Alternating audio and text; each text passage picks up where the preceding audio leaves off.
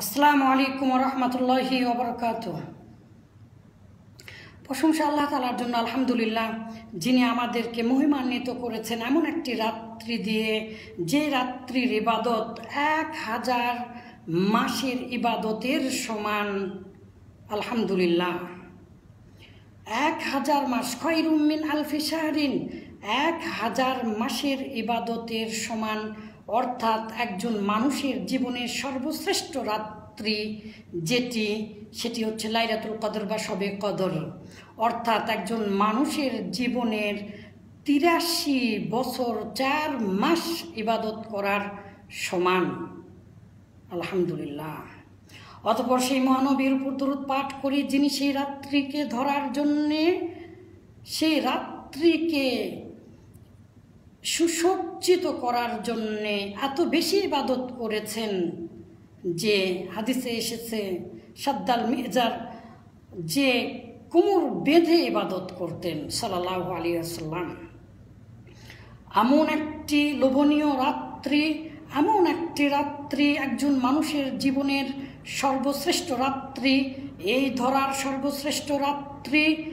আর যে রাত্রির মহিমা এত বেশি যে রাত্রির সমান অন্য কোনো রাত্রি নয়, কিন্তু সেই রাত্রি নিয়েও আজ আমাদের সমাজে কিভাবে অঙ্কের মার পাছে অথবা সুবিধাবাদী হয়ে ফেস্টিভ্যাল আকারে 27-এর দিনে বন্দী করে ফেলা হয়েছে, সেই বিষয়টি জানব ইনশাআল্লাহ। ফতোয়া ফারায়েজের আগেই অবশ্যই আগে আমরা জেনে নেই ওই বিষয় যেগুলো সরাসরি হাদিসে এসেছে। আপনি নিজে হাদিসগুলো বোঝার চেষ্টা করুন, তারপরে আপনি নিজেই সিদ্ধান্ত নেবেন যে আল্লাহ রাসূল কি বলেছেন আর কি করেছেন, আর আমরা কি করছি। চলুন এবারে শুনে আসি মহামান্বিত রজনী সম্পর্কে রাসূল সাল্লাল্লাহু আলাইহি ওয়াসাল্লামের কথা। আন ইবনে আব্বাস রাদিয়াল্লাহু আনহুমা ক্বালা রাসূলুল্লাহ সাল্লাল্লাহু আলাইহি ওয়াসাল্লাম ফি লাইলাতুল কদর, যে আল্লাহ রাসূল বলেছেন লাইলাতুল কদরে, অর্থাৎ লাইলাতুল কদর সম্পর্কে, ইলতামিসুহা, ওই লাইলাতুল কদরটি অন্বেষণ করো, খোঁজো, তালাশ করো, মিন আশরিল আওয়াখিরি মিন রমাদান, ফিল আশরিল আওয়াখিরি মিন রমাদান, যে রমাজানের শেষের দশকে তোমরা অন্বেষণ করো। রমাজানের শেষের দশকে। আয়েশা হতে আর একটি হাদিসে এসেছে ইলতামিসুহা ফিল আশরিল গওয়াবিরি, অর্থাৎ রমাজানের শেষের দশকে তোমরা অন্বেষণ করো। শুধুমাত্র বেজুর রাত্রিতেই অন্বেষণ করতে হবে বিষয়টা এমন নয়। রমাজানের শেষের দশকেই খুঁজেছেন আল্লাহ রাসূল, শেষের দশকে কোনো দিনই ঘুমাতেন না। হাদিসে এসেছে আন আয়েশা রাদিয়াল্লাহু আনহা ক্বালাত, আয়েশা রাদিয়াল্লাহু তাআলা আনহা হতে বর্ণিত, তিনি বলেন যে কানান নবী সাল্লাল্লাহু আলাইহি ওয়াসাল্লাম ইদা দাখলা আশারু রমাদান, যখন রমজানের শেষের দশক আসতো তখন কানা রাসূলুল্লাহ সাল্লাল্লাহু আলাইহি ওয়াসাল্লাম ইয়াহইয়াল লাইলা, আর আল্লাহ রাসূল তখন রাত্রি জাগরণ করতেন। ওয়াইকাযা আহলাহু, এবং আল্লাহ রাসূল তার পরিবার পরিজন আহলকে জাগিয়ে দিতেন, স্ত্রী সন্তানদেরকে জাগিয়ে দিতেন। আর কি করতেন? ওয়াজাদ্দা, এবং অনেক চেষ্টা করতেন, অর্থাৎ অনেক বেশি ইবাদত করতেন। হাদিসে এসে তাওয়ার রমাত কদামাহু, যে তার পা ফুলিয়ে যেত, এত বেশি ইবাদত করতেন। এবং কি করতেন? কেনায়া হিসাবে রূপক অর্থে ব্যবহার হয়েছে ওয়াসাদ্দাল মিজারা, আর আল্লাহ রাসূল কোমর বেঁধে নেমে পড়তেন এই শেষের দশকের রাত্রিগুলোতে, জাগরণ করতেন এবং ইবাদত বন্দেগী করতেন। সবগুলো বুখারী মুসলিমের হাদিস, সুতরাং কেউ প্রশ্নই করতে পারবে না, এবং এগুলো সবগুলো আল্লাহ রাসূলের সরাসরি কথা, একটু চিন্তা করুন আল্লাহ রাসূল কি বলেছেন, সাহাবীরা কি বলেছেন, আর আমরা কি করছি। আমরা কিভাবে এই সর্বশ্রেষ্ঠ রাত্রিকে আমাদের সুবিধার্থে বন্দী করে ফেলেছি।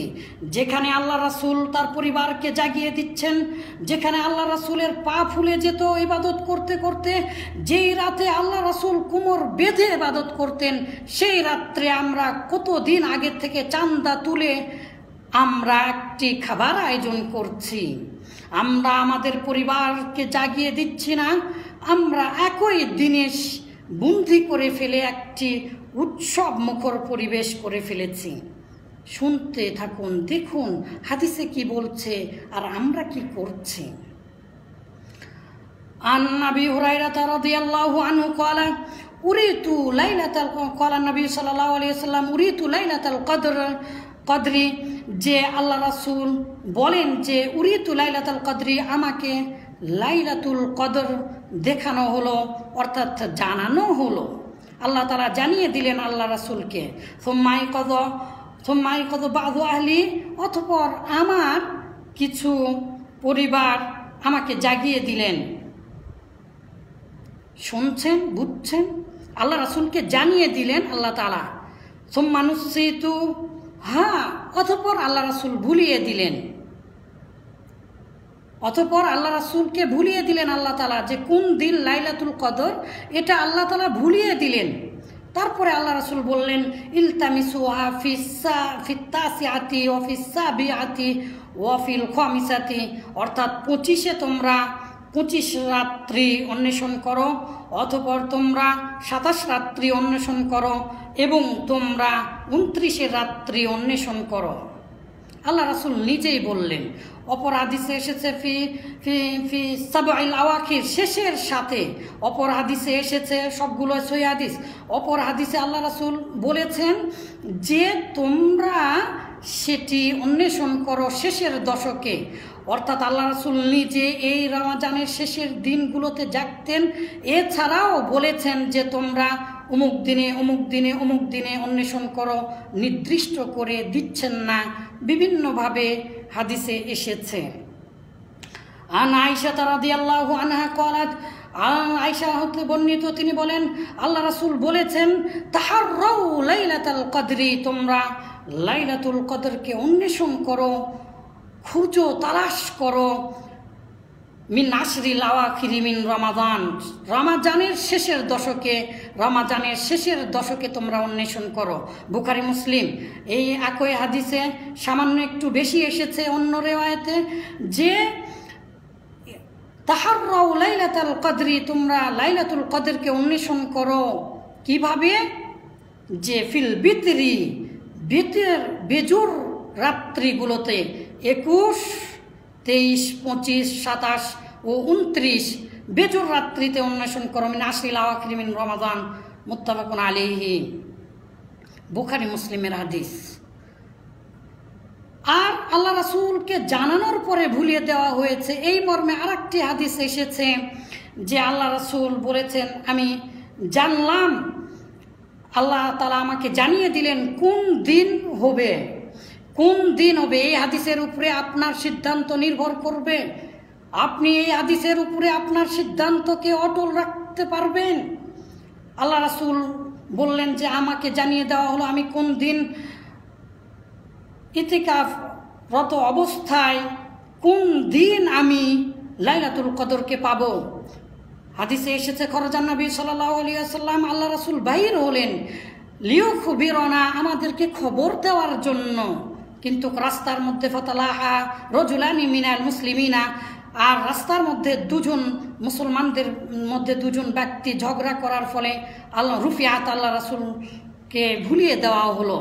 অতঃপর আল্লাহ রাসূল বললেন তোমরা এটা অন্বেষণ করো অমুক দিনে অমুক দিনে। তাহলে আল্লাহ রাসূলের প্রথম আমল হচ্ছে এই রমাজানের শেষের দশকের সকল দিনই জাগরণ করা, লাইলাতুল কদরকে অন্বেষণ করা। তারপরে আল্লাহ রাসূল একটু স্পেসিফিক করে দিলেন যে আল্লাহ রাসূল কিন্তু সব দিনই জেগেছেন, সুতরাং শুধু যে বেজোর রাত্রি জাগতে হবে বিষয়টি এমনও নয়। আল্লাহ রাসূল এই রমজানের শেষের দশকের সব দিনই জেগেছেন। তারপরে আল্লাহ রাসূল আবার বলেছেন বেদের রাত্রিগুলো অর্থাৎ বেজোর রাত্রিগুলোতে 5 দিন।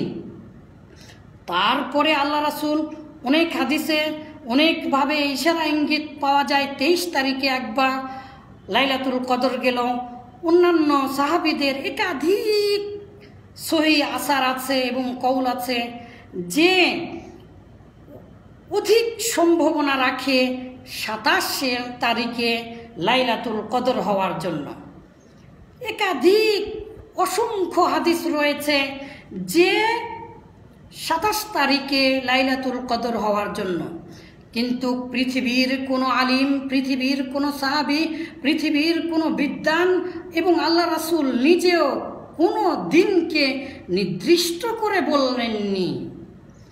অধিকাংশ আলিম বলেছেন 27 তারিখে হবার সম্ভাবনা, এবং কোরআন হাদিস বিশ্লেষণে দেখা যায় যে আল্লাহ রাসূলকেই ভুলিয়ে দিয়েছেন। আল্লাহ রাসূল নিজেই বলেছেন আসা আইয়াকুনা খায়রাল লাকুম, আর এই ভুলিয়ে দেওয়ার মধ্যেই তোমাদের কল্যাণ রয়েছে।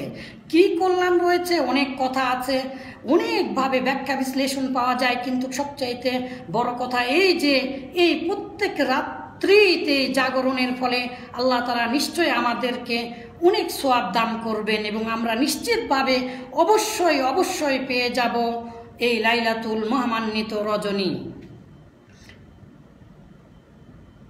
কিন্তু আপনি কিভাবে আপনার এই জীবনের সর্বশ্রেষ্ঠ দিনটিকে একদিনে নির্দিষ্ট করে নিলেন? অঙ্কের মার পাছে ইবনু আব্বাস, তাফসীর ইবনে আব্বাসের মধ্যে একটু তিনি বিশ্লেষণ করেছেন, ইস্তিহাদ করেছেন, চেষ্টা করেছেন। অসংখ্য সাহাবীরা সম্ভাবনা দিয়েছেন, অসংখ্য তাবিঈরা সম্ভাবনা দিয়েছেন যে লাইলাতুল কদরটা মূলত 27 তারিখে হওয়ার সম্ভাবনা বেশি। কেউ নির্দিষ্ট করেননি। আর আপনি কেন নির্দিষ্ট করলেন? আপনি যদি শুধু 27 তারিখে লাইলাতুল কদর হবে বলে মনে করে শুধু ওই একদিনও ইবাদত করেন, তাহলে এই যে আল্লাহ রাসূল সহ পৃথিবীর যত আলিম মেরা যেভাবে বুঝেছেন, আপনি কিন্তু সেভাবে কোরআন হাদিস বুঝলেন না।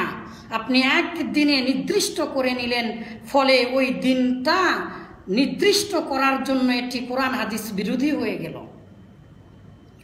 যদিও বা কেউ 27 তারিখে জাগে কোনো গুনাহ হবে না, কিন্তু গুনাহ হবে যখন চাঁদা উঠিয়ে মিলাদ পড়িয়ে সারা রাত্রি আনন্দের সাথে জাগবেন।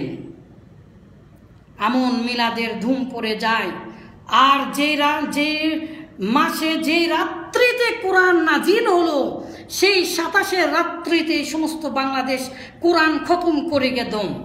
কোরআন খতম হয় তারাবি পড়ানোর সময়, খতম তারাবি পড়ানোর সময় 27 রাত্রি আসলে কি যে আনন্দ হতো। আগে তো আনন্দের ধুম, খাওয়া দাওয়ার ধুম। কোরআন হাদিসে খাওয়া দাওয়ার কথা পাওয়া যায় না। আল্লাহ রাসূল এত ইবাদত করতেন যে আল্লাহ রাসূলের পা ফুলিয়ে যেত। আল্লাহ রাসূল কোমর বেঁধে নেমে পড়তেন, আর আপনি চান্দা তুলে খাওয়ার আয়োজন করছেন। এটা কি বেদাত নয়? আপনি সারা রাত্রি মিলাদ পড়ে জাগিয়ে দিচ্ছেন, এটা কি বেদাত নয়? কোনো দিন আপনি জাগেননি, হঠাৎ করে একটি রাত আপনি জাগলেন আর ফজরের নামাজ আপনি পড়লেন না, অথবা সাহারির সময় সেই পোলাও নিয়ে মারামারি করছেন। আর যে রাত্রিতে কোরআন নাজিল হয়েছে সেই রাত্রিতেই কোরআন খতম একেবারে শেষ করে গেদম। তারাবি পড়ানোর সময় 27 রমজান কোরআন খতম হতো। মানুষেরা বড় বড় কলসি পর্যন্ত নিয়ে আসতো। একজন মহিলা কলসি পর্যন্ত নিয়ে এসেছিল যে পানি পরে নিবে, সেই পানি অনেক দিন পর্যন্ত রাখবে। আর গ্লাসের তো ধুম পড়ে যায়। সম্মানিত ভাই, আপনি সেই দিনই খতম করছেন, সমস্যা নেই, কিন্তু এই দিনটাকে কিভাবে বন্দি করা হয়েছে? তাফসীর ইবনে আব্বাসের মধ্যে এসেছে লাইলাতুল কদর, এই দুটি শব্দ মিলে 9টি অক্ষর রয়েছে। সূরা কদরে 3 বার ব্যবহৃত হয়েছে, 3 নং 27। এভাবে তিনি তার ইস্তিহাদ গবেষণা তিনি জাহির করেছেন। তার একটা প্রচেষ্টা মাত্র, বুঝাতে চেয়েছেন হতে পারে মূলত লাইলাতুল কদর এই রাত্রিতে। এভাবে অঙ্কের মার পাচ্ছে বিভিন্ন যুক্তির দিয়ে আপনি 27 তারিখটা বন্দি করে ফেলেছেন। 27শে রমাজানে লাইলাতুল কদরকে, পৃথিবীর সর্বশ্রেষ্ঠ রাত্রিকে এভাবে বন্দি করে ফেললেন আপনি। আর আল্লাহ রাসূল যিনি বলেছেন যে মান কামা লাইলাতুল কদরি ঈমানান ওয়া ইহতিসাবান গুফিরা লাহু মা তাকাদ্দামা মিন যামবিহি, যে ব্যক্তি ঈমানের সাথে এবং আশা নিয়ে লাইলাতুল কদরের রাত্রি জাগরণ করবে, সালাত আদায় করবে, সেই সালাতের বিনিময়ে তার জীবনের সমস্ত গুনাহ খাতা ক্ষমা করে দিবেন। এবং আল্লাহ রাসূল আরো বলেছেন মান হুরিমা লাইলাতুল কদরি, যে ব্যক্তি লাইলাতুল কদরকে পেল না, হুরিমা খায়রাহা কুল্লাহা, সে যেন সকল কল্যাণকে হারিয়ে ফেলল। এইরকম একটি রাত্রিতে আপনি এমন নামাজ আদায় করলেন, 33 বার সূরা নাজিল হয়েছে লাইলাতুল কদর, আপনি 33 বার সূরা কদর দিয়ে 33 বার কুরু আল্লাহ দিয়ে বানিয়ে নিয়েছেন সালাত। পৃথিবীর সর্বশ্রেষ্ঠ রাত্রিকেও আমাদের জীবন থেকে কিভাবে বেদাত করে দিয়ে জীবন থেকে হটিয়ে দিবে তার ষড়যন্ত্র দেখলেন। আল্লাহ রাসূল তো কখনো এভাবে নির্দিষ্ট করে বলেননি একটি রাত্রি জাগরণ করার কথা। আর সাহাবী সহ অন্যান্যরা সবাই বোঝার চেষ্টা করেছেন এই রাত্রি কোন রাত্রি হতে পারে, আর আপনি নির্দিষ্ট করে নিলেন যে নির্দিষ্ট করে নেওয়ার কথা পৃথিবীর কোনো আলিম বলেননি। চ্যালেঞ্জ থাকলো যে 27 রাত্রিতেই লাইলাতুল কদর হবে এই কথাটি। সম্মানিত ভাই, ভিডিও বড় হয়ে গেল। আসসালামু আলাইকুম ওয়া রাহমাতুল্লাহি ওয়া বারাকাতুহু।